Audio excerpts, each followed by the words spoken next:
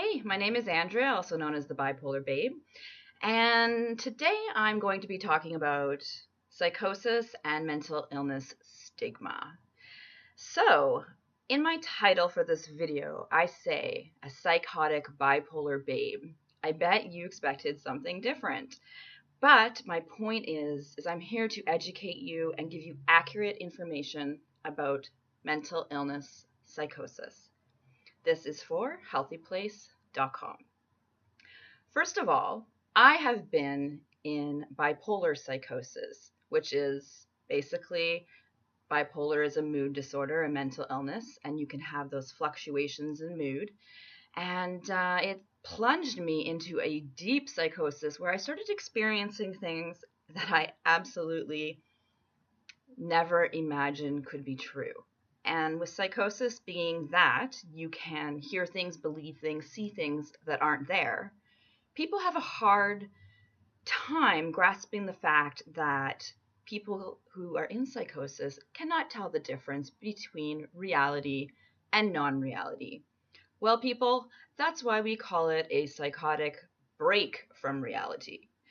In my own experience, I recall how sitting for a friend and I started having these hallucinations, but I thought it was part of my spiritual journey as I was able to talk to God one-on-one and hear answers, not like hear them from out here, but in my mind I was receiving these messages and these answers to my questions, and I suddenly saw a globe form in front of my face.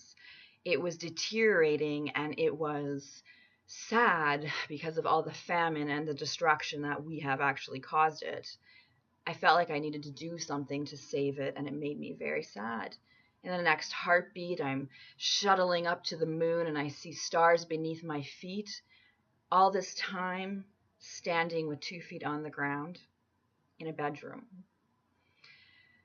It is a long story, but the point of sharing my psychotic experiences is because I want people to know that people who experience psychosis are not necessarily dangerous. They're not threatening or unpredictable. In my psychosis, I felt such an overwhelming empathy and love for people. I went up to a man who had no legs and was sitting in a wheelchair outside the cafe where I was talking to so many people in my manic state. And I went up to him and I gave him my grandmother's cherished diamond ring. And I told him, God bless you. You need this more than me. And I just started crying endlessly as my emotions were just so heightened.